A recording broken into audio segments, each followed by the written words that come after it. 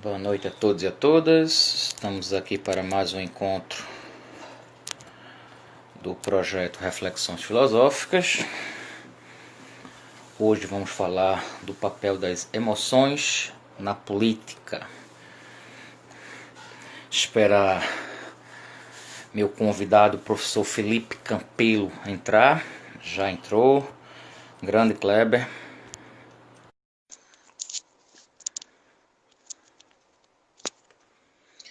Já solicitado, o professor já deve entrar a qualquer momento.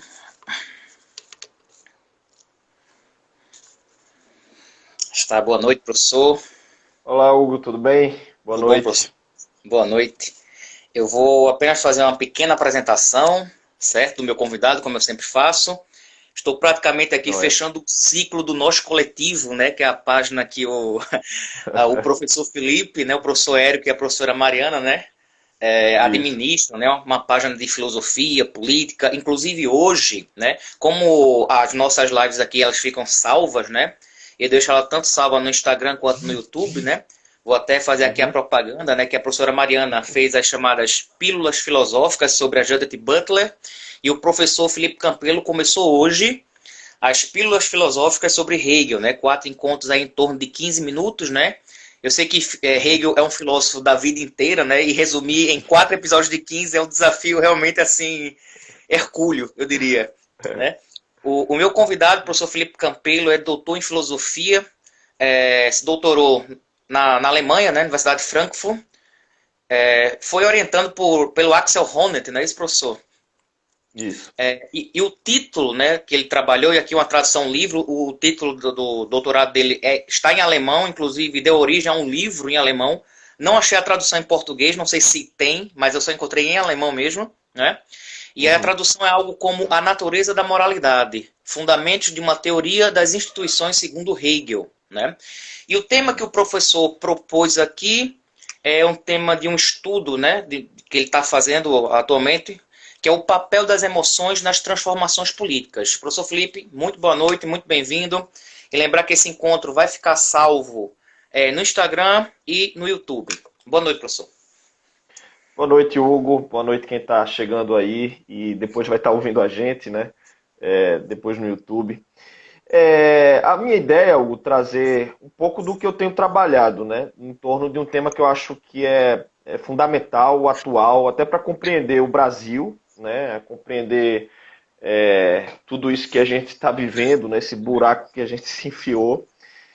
Para mim, não tem como oferecer um diagnóstico, né, mais preciso sem tocar no tema das emoções.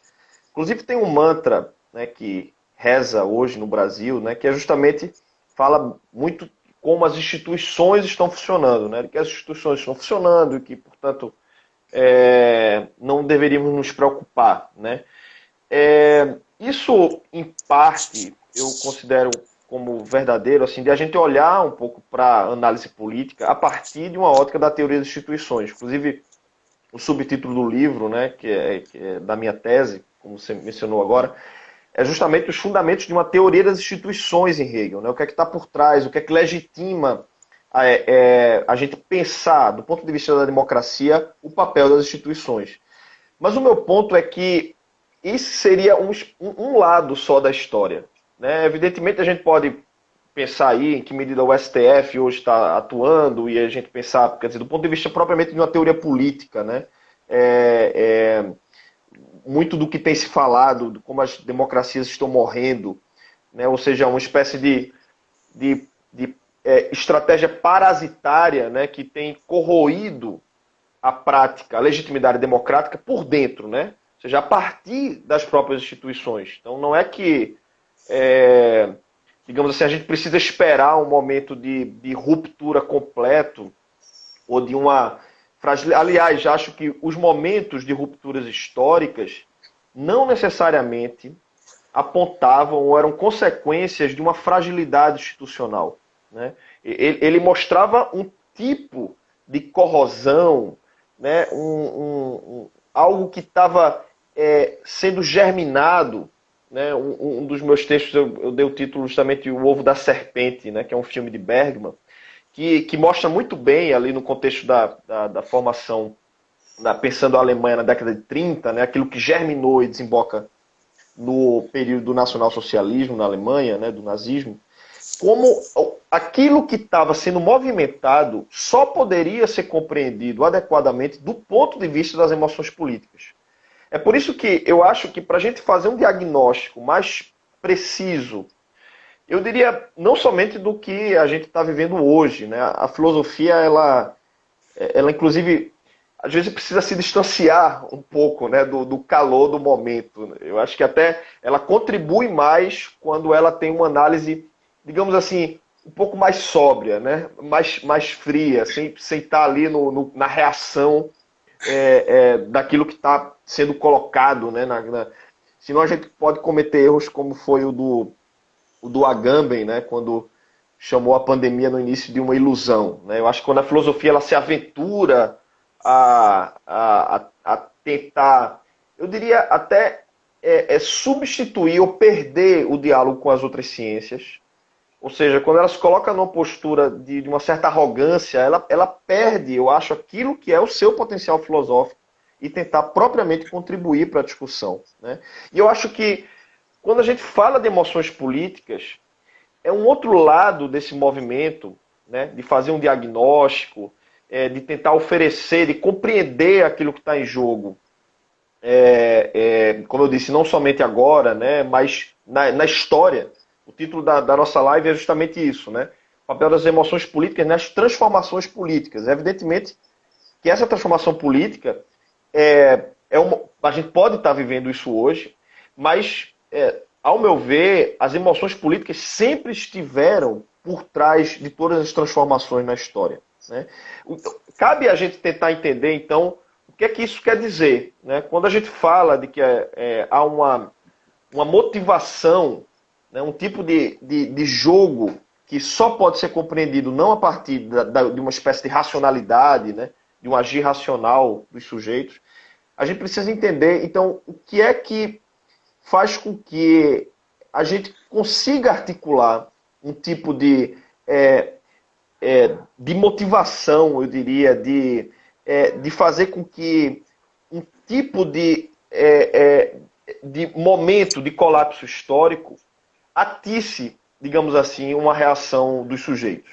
É isso que tentar entender as emoções políticas se refere. Se a gente lembrar, né, Hugo, desde a eleição de Trump e depois aqui com Bolsonaro, a gente já tinha muito presente isso, não era nenhuma novidade, de como havia uma forma estratégica de se utilizar das emoções em prol do momento da estratégia eleitoral. Né? Isso foi decisivo na eleição de Trump, né? Se a gente lembrar aí todos os estudos do Cambridge Analytica, né? De como foi utilizado uma tipologia de personalidades e basicamente a partir de ações e reações que a gente tem nas redes sociais, de como a gente estava fornecendo um tipo de informação preciosíssima a ser utilizado como quais são aquelas emoções que de fato conseguem mobilizar o eleitorado.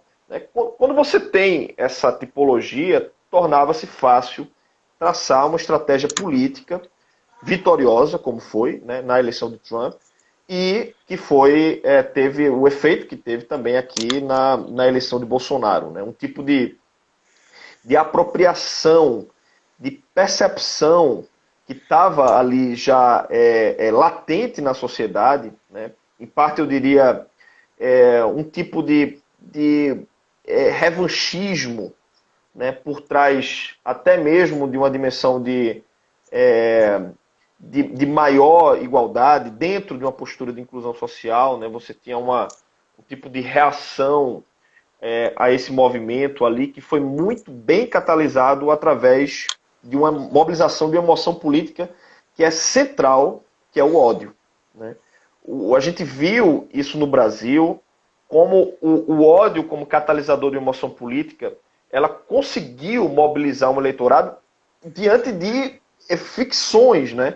Você pensar, a estratégia que inclusive já tinha sido combatido pelo Facebook, né, com a derrubada ali daqueles algoritmos, mas houve uma negligência do peso do WhatsApp, né, aqui nas eleições. Então houve todo um debate, isso já é muito consolidado na discussão, né, a força como o meio, ou seja, através do WhatsApp você conseguiria mobilizar uma emoção política central, né, que era esse discurso de ódio, né, contra esse fantasma do comunismo, que foi instaurado, né, como se fosse realmente uma coisa, um risco. Quer dizer, as pessoas começaram a entrar numa paranoia absolutamente fictícia, mas cuja força de mobilização política não poderia ser negligenciada. Então, a eleição de Bolsonaro é uma espécie, eu diria, de ápice de uma capacidade exemplar, inclusive, né, de saber mobilizar as emoções políticas através das redes sociais. A gente precisa, eu acho que, ter consciência disso, né, de que não é por acaso, e é muito sintomático, de que você tem uma instauração no governo de um gabinete do ódio, instaurado no Palácio do Planalto, cuja responsabilidade e atuação é mobilizar nas redes sociais emoções. Não são discursos de racionalidade, de argumentos. Né? Isso tudo perdeu completamente espaço no debate. Né? A gente tem ali, portanto, uma forma estratégica altamente eficiente de mobilização das emoções políticas. E só para fechar essa primeira parte, né, da nossa conversa, eu queria insistir no seguinte: tudo isso é um lado de um diagnóstico, ou seja, o papel que as emoções de fato cumprem nas nossas ações, nas nossas escolhas, no modo que elegemos politicamente, né, que atuamos politicamente. Isso tudo, quer dizer, existe um debate muito grande hoje, uma literatura, seja da sociologia, da psicologia empírica, um lado inclusive da psicologia política, que tem ganhado muita força dentro da ciência política. Você tem uma literatura, um debate que tem trazido essa centralidade das emoções políticas. Né? O que cabe à filosofia? Cabe aquilo que a gente chama de aspecto normativo. Né? Ou seja, é razoavelmente claro, e você tem inúmeros estudos empíricos que cada vez mais têm mostrado a importância das emoções em todos esses campos. Né? Inclusive depois de ser muito negligenciado. Na economia, na política, cresceu aquilo que se chama de teorias de escolha racional, né, de ação racional, um pouco uma espécie de pretensão de que os sujeitos agiriam racionalmente, né, diante das suas escolhas, e isso tudo claramente se mostrou como falho, né, como enviesado. Mas o que é que a filosofia pode contribuir propriamente diante dessa discussão? E é isso que eu tenho tentado trabalhar, isso que a gente pode chamar de aspecto normativo, ou seja, ok que as emoções cumpram esse papel, eu acho que as ciências, você pode, inclusive tem a neurociência afetiva, são campos hoje que têm trabalhado bastante, né, esse enfoque aí nos afetos, nas emoções, mas o meu ponto é como é que a gente pode fazer uma crítica das emoções, né, uma crítica dos afetos. Porque, veja, no caso de George Floyd, aquilo evidentemente incita uma reação de raiva que dentro de um critério de avaliação moral é legítimo. Né? Então, é uma raiva compreensível, né, de você ver uma situação em que um policial branco coloca o pé e mata, né, asfixiado, um homem negro indefeso, que estava já rendido, etc. Ou seja, há uma reação afetiva a esse fato que ali traz uma legitimidade moral. Né? Existe uma discussão, eu escrevi um outro texto sobre isso, o que fazer com a raiva? Né? Porque a gente também precisa estrategicamente saber lidar com as emoções. Né? Não basta só sentir raiva, ódio. E esse seria um primeiro aspecto, né? Que seria como normativamente lidar e responder de uma maneira, eu diria, até produtiva com aquilo que a gente sente. Esse seria um aspecto que eu acho que a filosofia pode contribuir para essa discussão. Uma outra questão importante, do ponto de vista da filosofia, olha, existem muitas reações dominadas por afetos, né, por emoções, como essa que eu citei, de uma raiva, até de um ódio, diante de uma situação explícita de injustiça. Né? Mas o ponto é o seguinte, Hugo, a gente viu como estratégia do governo Bolsonaro também a instrumentalização de um discurso que estava presente, que é o discurso do ódio. Né? O discurso do ódio ele se alça a uma categoria ali de estratégia política. Né? Então, o que temos aqui? Né? Dois momentos de reação emotivas, passionais, né? Uma diante de uma situação de injustiça e uma também afetiva e emotiva, que é a forma como o bolsonarismo tem se apropriado do discurso do ódio. Né? Eu acho que a filosofia aqui ela é central em tentar distinguir os afetos. Porque há várias formas de reação afetivas, né? E aqui é por afetos eu entendo um debate neutro, aqui eu não estou fazendo nenhum tipo de...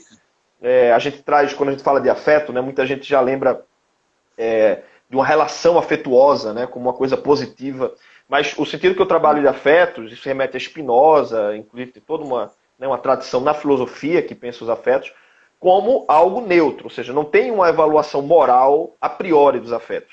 Os afetos, eles não trazem em si, esse é o ponto central, né, uma legitimidade moral.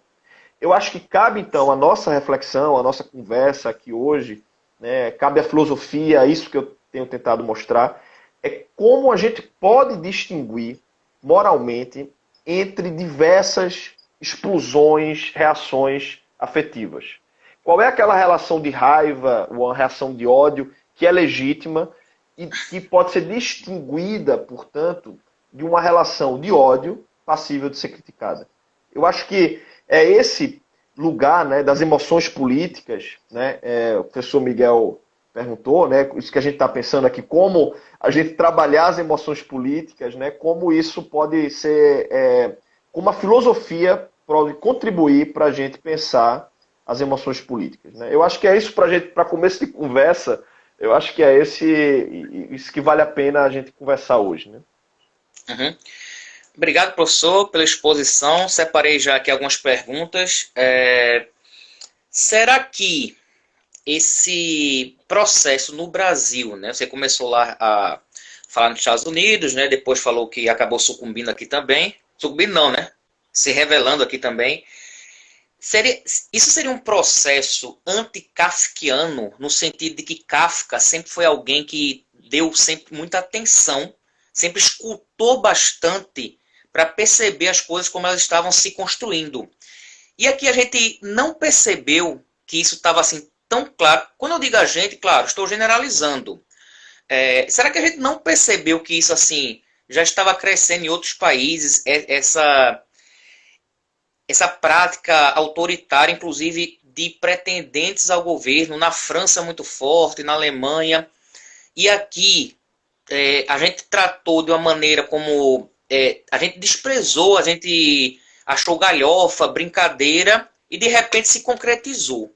Então, nesse sentido, essa falta de atenção da população, será que contribuiu para a instauração de um governo tal como nós temos agora? Veja, eu acho que houve um processo de subestimar, né, e eu diria também do ponto de vista das emoções políticas. Né, eu escrevi, inclusive, bastante na época das eleições, né, um pouco dizendo, olha o cenário que a gente tem aqui. Né, a gente tinha passado já pela eleição de Trump, e estava tudo isso escancarado. Inclusive, pouco tempo antes, tinha sido revelado o escândalo do Cambridge Analytica e tudo. E eu acho que se subestimou o impacto disso também aqui, a forma como as emoções poderiam circular aqui no Brasil, sabe? Eu acho que de tanto o meio, né, que agora o meio não era, enfim, a estratégia de circulação, inclusive de propaganda eleitoral, ela tinha se mudado completamente, né, tinha se transformado, a forma agora era subir hashtags no Twitter, né, quem soube ocupar os espaços, essa nova forma de circulação dos afetos foi a ultradireita, né? Houve um espaço vazio, deixado ali também por ocupação nas redes, né, que soube muito bem ser aproveitado, né, pela ultradireita de uma forma, e aqui eu coloco o termo realmente ultradireita, né, identificando o fenômeno bolsonarismo. Eu acho que a gente precisa dar nome aos bois, dizer claramente, né, que o que a gente tem aqui é fora de qualquer espectro dentro do jogo democrático. Entende? Assim, Uhum. a gente está fora aqui do... Se é uma coisa que eu acho que foi bom para a esquerda, né, ter aprendido de algum modo, é que a grande oposição no Brasil, evidentemente, que não era PT e PSDB, entende? Quer dizer, você tem todo um espectro dentro de um jogo democrático com o qual a gente conversa e existe enfim, uma disputa que é dentro de uma disputa legítima do jogo democrático, né? Eu acho que o fenômeno do bolsonarismo, a ultradireita, ela se apropria até de um tipo de emoção, eu diria, que é fora, né, do jogo democrático. E isso foi negligenciado, né, eu acho que a gente precisaria, do ponto de vista da reflexão, entender, e é isso um pouco que eu tenho insistido, né, a força que essa circulação das emoções cumpre no jogo político. Né? Entender que não se trata de uma dimensão de vamos pensar racionalmente, né? Bem, basta dizer que todo o processo da campanha política foi com uma completa ausência de Bolsonaro em qualquer debate. Né? Uhum. Então, ali, paradigmaticamente, sabe, emblematicamente, estava instituído, olha, política não se consegue compreender apenas de um ponto de vista de uma racionalidade dos argumentos, do debate. Né? Ali já estava claro que valeria muito mais a pena você criar um gabinete do ódio, você está vendo como circular essas emoções no Twitter, né, nos grupos de WhatsApp, etc., do que gastar tempo com o debate. Entende? Então, assim, o debate ali para eles era o fim da política, né? Aquilo que deveria ser a essência da política. Né? Uhum. Tem uma pergunta aí, professor. Se quiser responder, ó, eu acho que é da Aline, né?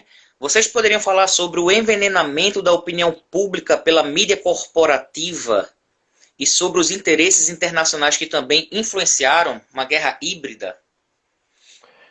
Veja, Aline, eu acho que Ah, não, não é Aline, quando a não. gente... É Almeida, agora que eu vi. Almeida, Joara. É porque os nomes no Ah, tá. Instagram eles ficam aglutinados, aí você acaba não. É, Eu subi agora. joia. É Almeida, mas eu não sei o primeiro nome dela. Eu acho, assim, que quando a gente fala da mídia, né, primeiro que esse foi talvez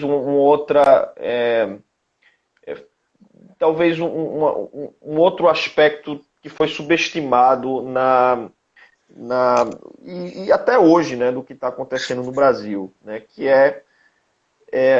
como houve um espaço de ampliação, né, por outras formas de circular os afetos, né, dentro dessa linguagem com a qual eu trabalho, e que a mídia tradicional, vamos chamar assim, pode colocar nos termos de mídia corporativa, né, mas a mídia tradicional ela não mais dava conta dessa forma de circulação. Né. Eu acho que, claro, em parte faltou uma postura mais contundente, né, diante daquilo que estava sendo germinado, né, no Brasil. É evidente que hoje a gente pode, e vale a pena criticar isso, né, mas eu acho que tem havido uma postura, um papel também duro de crítica. Né? Não é à toa que um dos inimigos, um dos alvos preferidos do bolsonarismo é justamente essa mídia corporativa. Né? Então, eu acho que, assim, hoje, acho que mudou muita coisa. Né? Então, o inimigo agora é outro. Né? Quando a gente antes, quando muita gente criticava, né, a Globo, até mesmo a Folha de São Paulo, o Estadão e tudo, você vê que hoje esses são os mesmos e são os mais ferrenhos inimigos do bolsonarismo, né? E eu acho que o que talvez seja importante a gente talvez trazer para a discussão é justamente mudar esse foco. Tentar entender que há uma forma, né, de atuação e de crítica que não mais passa somente pela mídia tradicional, mas entender a força e o impacto daquilo que que se criou, né, que se encontrou como alternativa de circulação de informação. O bolsonarismo, a ultradireita soube utilizar muito bem isso, a esquerda não soube, né, não houve...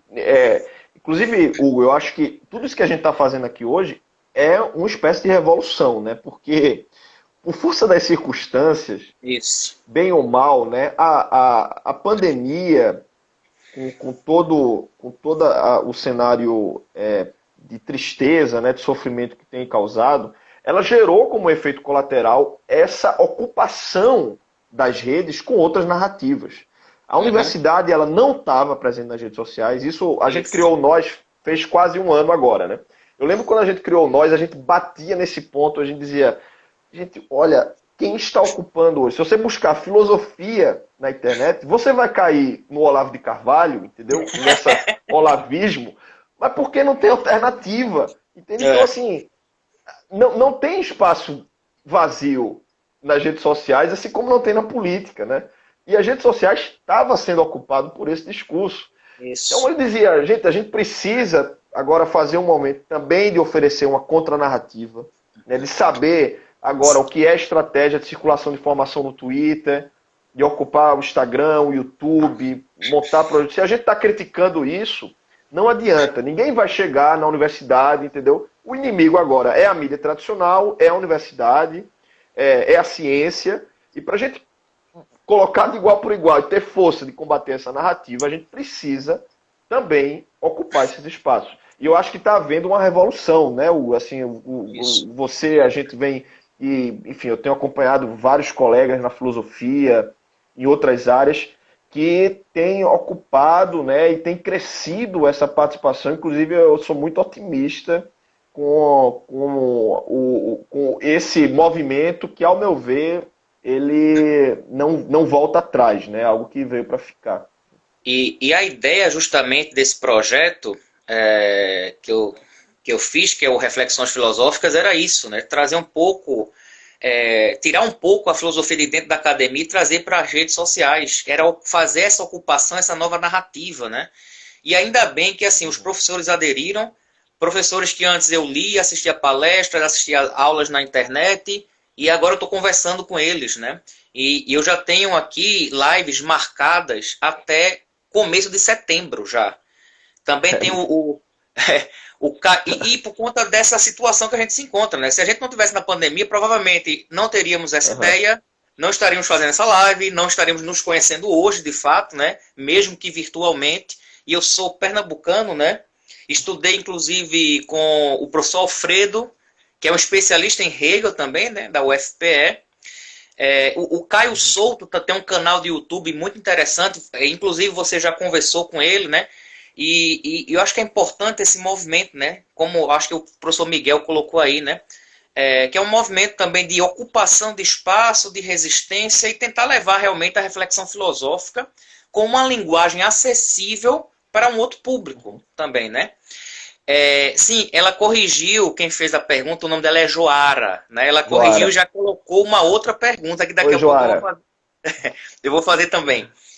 Só para continuar nessa questão da mídia que você estava colocando, porque assim, tem gente que enxerga a realidade brasileira a partir de sua realidade, né?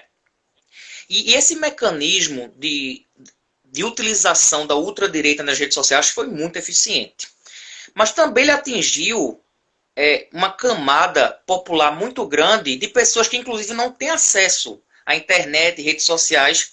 E você via na rua o discurso. Uma vez eu tinha na padaria, na época da eleição, e quando estava voltando para casa, um rapaz que ia entregar um cachorrinho, aqueles de pet, né? Foi entregar um cachorrinho. E aí, quando ele estava tirando o cachorro para entregar para o dono, eu estava passando na frente, ele fez assim: Isso foi em 2000, foi nas eleições, antes do segundo turno. E ele falou assim: e aí? É Bolsonaro, não é? E o rapaz, o homem estava pegando, o cachorrinho fez assim: é óbvio que não. E a resposta do motoqueiro foi: eu não quero que meu filho receba na escola uma mamadeira de piroca. Quer dizer, parece ser surreal, mas se efetivou e parece que não foi só nas redes sociais.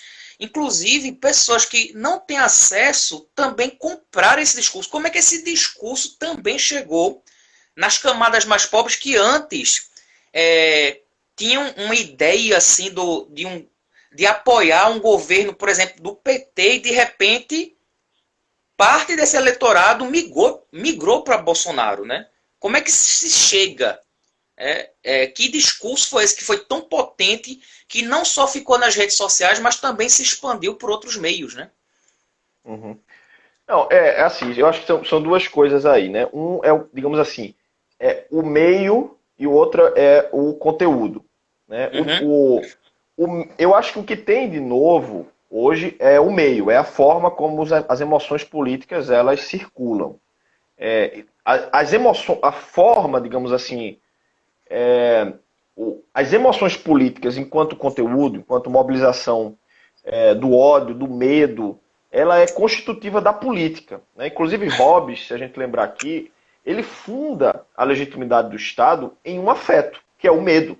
Basicamente, o que Hobbes defende, né, é que a gente concede ao soberano autoridade, então a gente legitima uma submissão, e a gente de fato vive numa submissão, né? O presidente é algo a quem a gente se submete, mas a gente se submete de maneira legítima, né, democraticamente, através das eleições, por conta do medo que a gente tem do outro.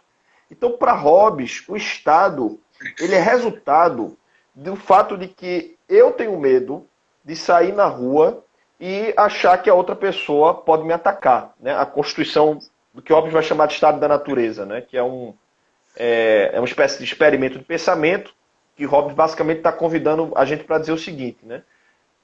O que é que ia acontecer com a sociedade se não houvesse Estado? Essa é a questão de Hobbes. E quando a gente deposita no Estado o que é chamado da legitimidade, né, de uso da força, né, o que a gente está dizendo é o seguinte: eu prefiro ser submisso a um Estado que pode garantir a minha segurança do que ser atacado pelo meu vizinho sem ter nenhum tipo de garantia das consequências daquilo, né? Então, basicamente, a estrutura que fundamenta o Estado moderno é dizer o seguinte: olha, cada um tem seus modos de vida, etc., mas a gente precisa garantir, e aí é baseado numa ideia de segurança, né? Então, é o medo de ser atacado, então, por isso a ideia de propriedade, né? Porque eu tenho medo que o outro me ataque no corpo, né? Então, esse é o primeiro princípio da propriedade, o corpo enquanto propriedade. E a partir disso eu tenho uma ampliação dessa noção de ser protegido, né, através da lei. Então, o contrato, né, que funda o Estado moderno, ele é basicamente dizer o seguinte: olha, eu deposito no soberano uma legitimidade para que o outro, para que eu possa me defender, né, do ataque, da violência do outro. Então, veja como essa estrutura do medo, da segurança, da propriedade, ela está por trás das formas de mobilização social. E aqui, um pouco na questão que Joara trouxe, né, eu acho que esse é o tipo do afeto que, inclusive, está na base da mobilização da classe média brasileira, né? Essa estrutura da segurança, né, de uma defesa, portanto, da propriedade, que eu vou dizer assim, isso tem um peso na mobilização dos afetos muito maior do que esse suposto moralismo do combate à corrupção, né? O combate à corrupção, na verdade, enfim, é uma forma de se apropriar, mas no fundo não existe, né, essa resistência aí ao PT por conta, né, na época da eleição do Bolsonaro, somente por conta do combate à corrupção. Não é isso que estava mobilizando, esse teu exemplo, do que você falou do cara do pet shop, né? No caso não era esse sentimento de combate à corrupção.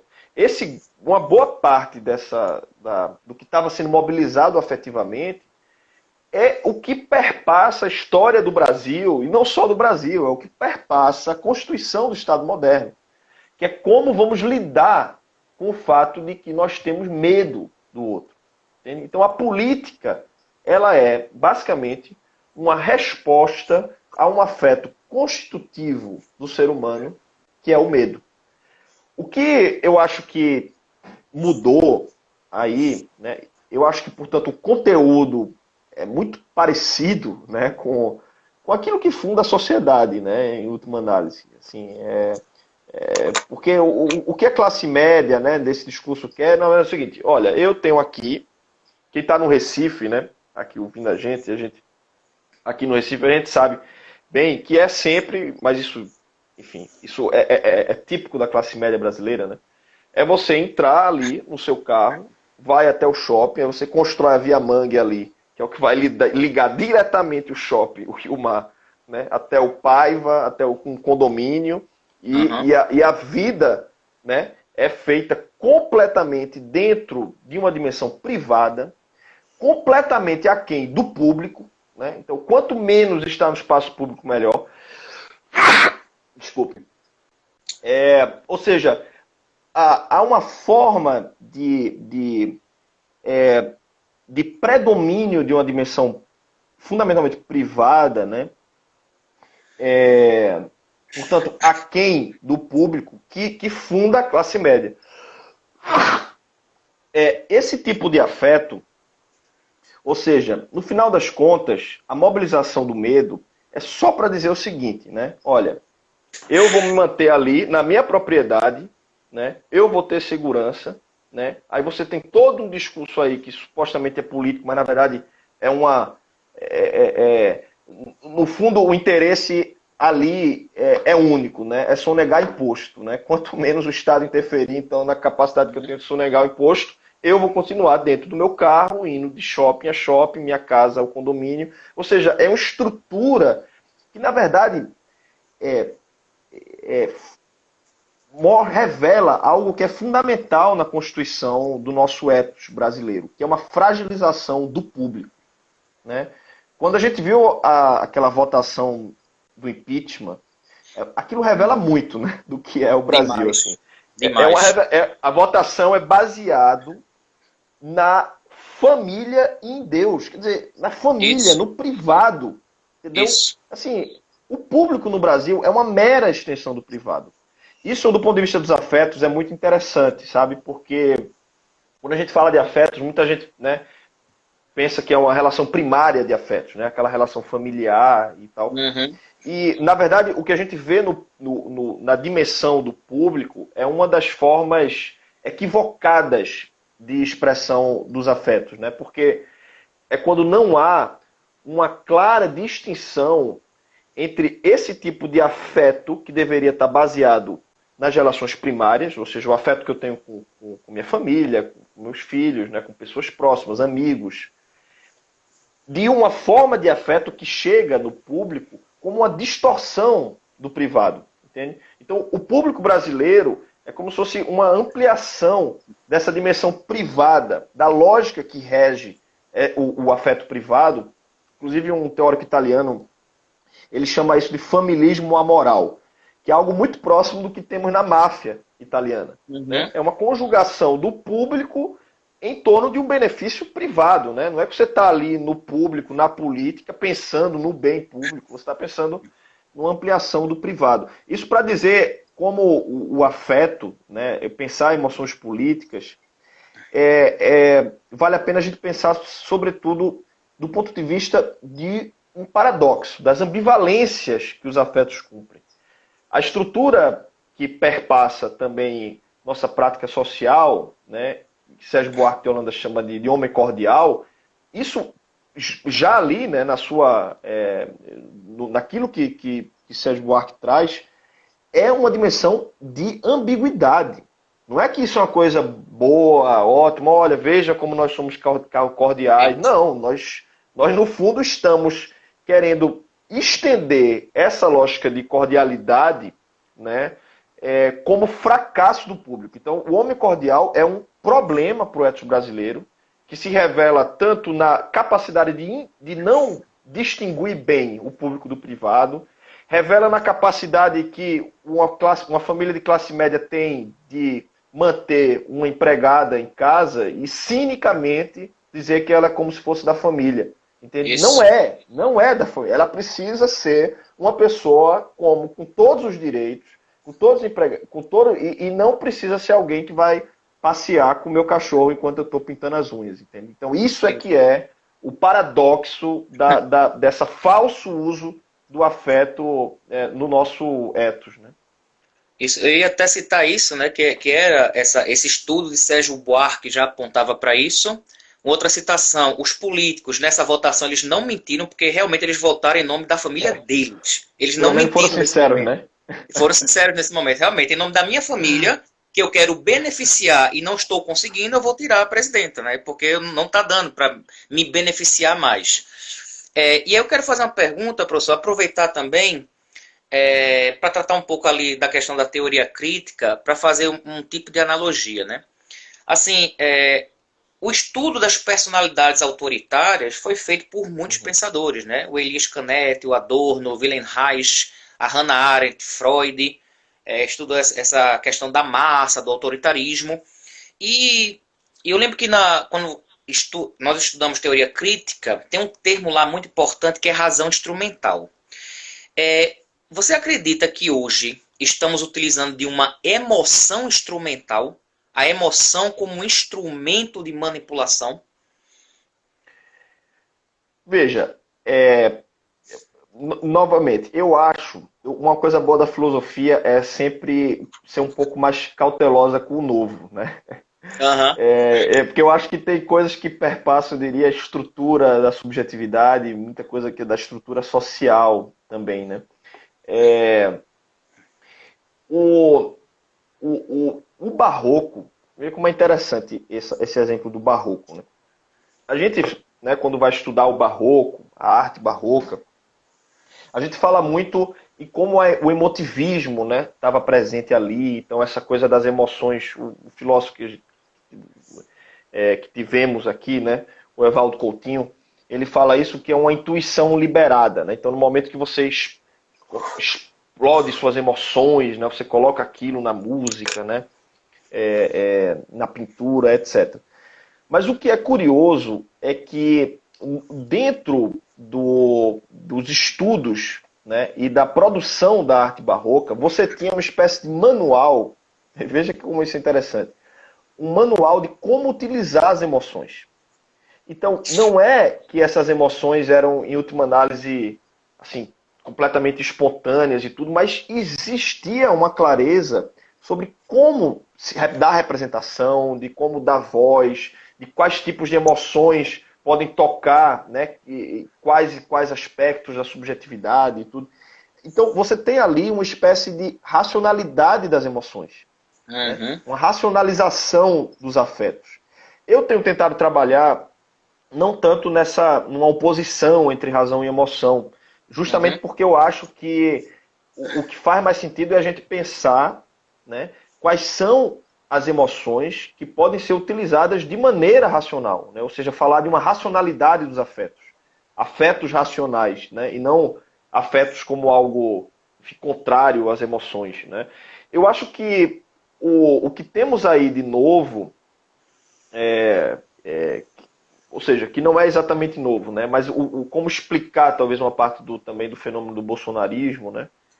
É uma forma estratégica e racional de utilizar as emoções, né? E isso é uma... Portanto, eu escrevi um artigo, né, que falava sobre essa coisa de como usarmos, né, as emoções, por exemplo, no caso da raiva, né, diante de uma situação de injustiça. E eu cito o exemplo de Martin Luther King.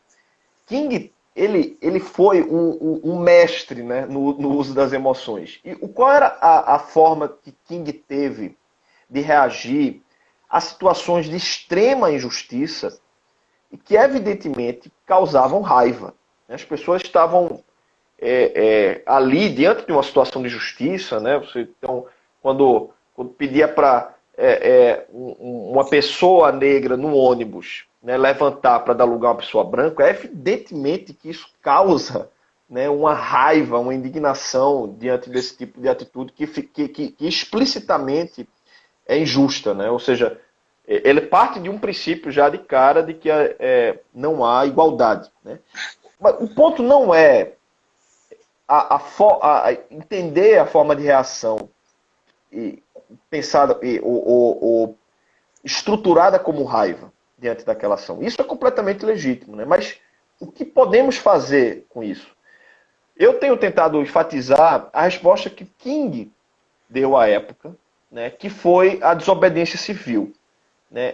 Ou seja, King disse, olha, a estratégia pacífica de King, né, ou seja, reagir de maneira não violenta, não significava uma espécie de paz e amor, entende? Ele, na verdade, ele era muito inteligente, né? Ele dizia, olha, vamos agir pacificamente, porque os resultados políticos dessa ação é mais eficaz do que apenas uma explosão de raiva e quebrar uma vidraça.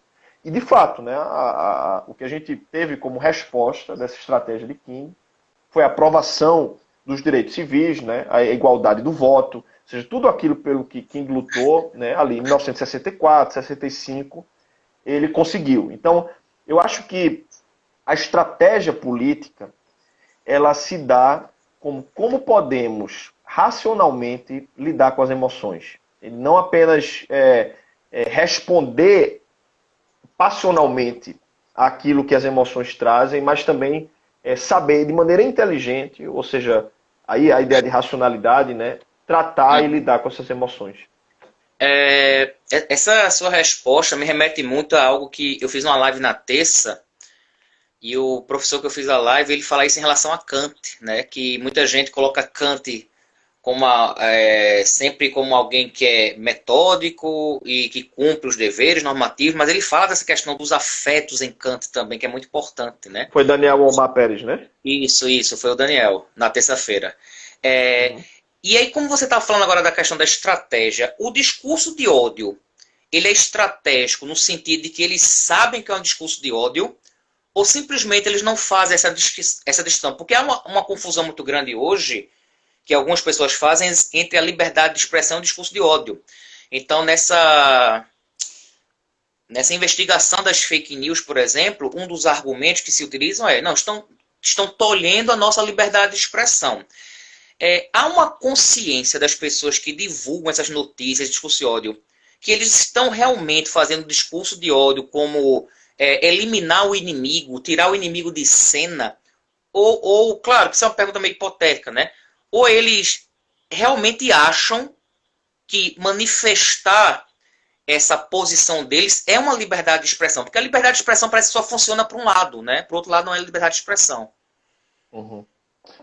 Isso é o mesmo problema da pós-verdade, né? Na verdade, a pós-verdade, ela não é um fenômeno de vamos conjugar diversas visões de mundo, ou seja, diversas verdades, né? Porque não, na verdade, o fenômeno pós-verdade, ele só é visto de fora. Mas para quem está dentro, aquela é a única verdade possível, né? Então, não é à toa que o discurso de Bolsonaro é baseado no verso bíblico, né? Conhecereis a verdade e a verdade vos libertará. É porque todos têm que conhecer e aquela é a única verdade possível. O resultado disso é que isso, dentro do jogo democrático, é sempre autoritário, né?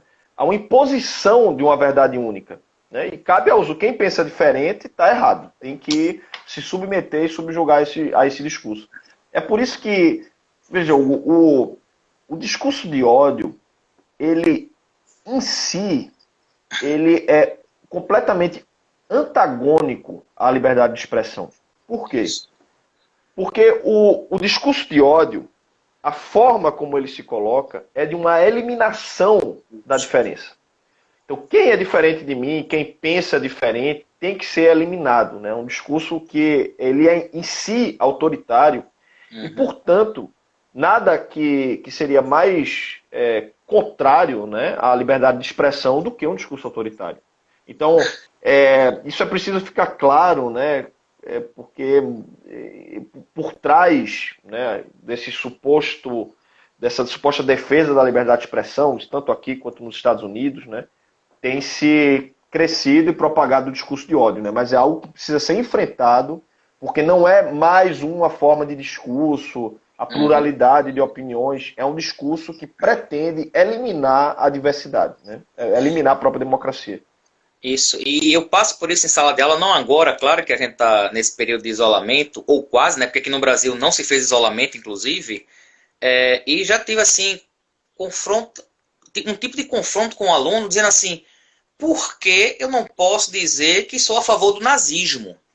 E aí você tem que fazer assim, se virar nos 30 para conseguir explicar, porque a cabeça dele parece que já está meio que aquilo que Francis Bacon chamava, né, do ídolo da caverna. A pessoa sai da caverna, mas a caverna não sai dela. Ela tem uma verdade já estabelecida, ela não aceita a diferença, a diversidade, que alguém possa pensar diferente que dela, né? E aí eu tenho que tentar explicar que o discurso de ódio é um aspecto destrutivo, que não permite a diversidade, e às vezes não entra, simplesmente não aceita. Eu acho que não estão me escutando, na verdade, né? Mas pronto. E essa verdade que se impõe, né? Parece que é uma verdade mutante, porque ela vai se modificando de acordo com aquilo que cabe a cada um, né? Por exemplo, o presidente da República, há pouco tempo atrás, estava fazendo vídeos dizendo que era para as pessoas tomarem a bendita cloroquina, né? Que, coitado, assim, o remédio tem lá a sua utilidade para outras doenças, mas não para essa, comprovadamente. E hoje, ou foi ontem, ele fez uma live, foi ontem, e perguntaram a algum fã, né? Porque não é eleitor, ele é fã já. Perguntou a ele assim, se ele. Porque parece que ele fez o segundo teste e deu positivo. Sinceramente, não sei se deu positivo, nenhum deles, né? Na verdade. E aí perguntaram assim se ele sugeria o uso da cloroquina. Ele falou: eu não sugiro nada. Eu sugiro que você procure seu médico. Aí mudou o discurso. Então a verdade parece que ela é mutante, né? Vai de acordo ali com aquilo que naquele momento se coloca como verdade. E assim, as pessoas acreditam nessas verdades que mudam o tempo inteiro, né? O tempo inteiro essa verdade vai sendo modificada. Né? Isso faz parte da estratégia, né? Isso desde as eleições e tal, isso continua com esse mesmo jogo. Tô te confundindo para esclarecer. Essa que é a estratégia bolsonarista, porque isso consegue. Todas elas são estratégias que conseguem mobilizar emoções, né, de uma maneira muito mais eficaz do que uma espécie de discurso, um argumento lógico, racional, entendeu? Então, inclusive a forma disso, no caso, lembrei quando você falou do pet shop, né? Claro que talvez as redes sociais ali, talvez não tanto como o peso do Twitter, né, etc. Mas o que circulou no WhatsApp já mostrava a falência, digamos, da circulação dessas informações na mídia tradicional, né? Então, bastava ali você criar um tipo também de confusão contínua, né, naquele processo que conseguia mobilizar as emoções bem melhor, né? Tem uma passagem da obra de Dante Alighieri que ele diz assim: existe um lugar reservado no inferno para aquelas pessoas que são neutras, né, que não se posicionam. E aí isso me remete às últimas eleições, a quantidade de pessoas que se abstiveram do voto, né? Claro que não nesse sentido de inferno, nada disso, mas que parece que são pessoas que não se interessam pela política e talvez até não percebam que a política atua sobre elas de qualquer maneira, elas indo votar ou não. Será que com todos esses acontecimentos tem alguma chance de um despertar político para aquelas pessoas que sempre que estão nesse processo de neutralidade? Inclusive uma aluna minha há pouco tempo disse assim: eu não me interesso pela política por conta disso, ou seja, do cenário que se encontra. E aí, de novo, aquele movimento hercúleo de tentar explicar a importância dela se interessar por política, né? Inclusive, o próprio presidente disse aos adolescentes e jovens, né, não se interessem por política. Isso é estratégia também, né? Então, será que essas pessoas que não votaram nas duas eleições estão se interessando mais? pelos acontecimentos? Veja, Hugo, eu acho que a gente precisa realmente ouvir, né, esses sintomas, né, levar a sério.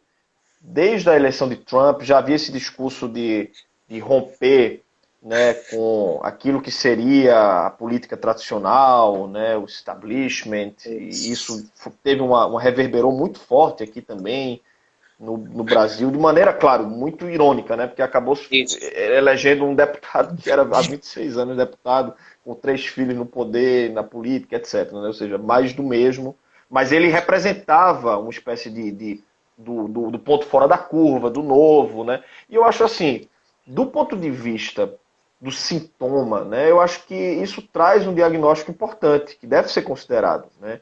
O que eu tenho trabalhado também nas emoções políticas é como os sujeitos eles se reconhecem nas instituições. E que medida eles confiam nas instituições.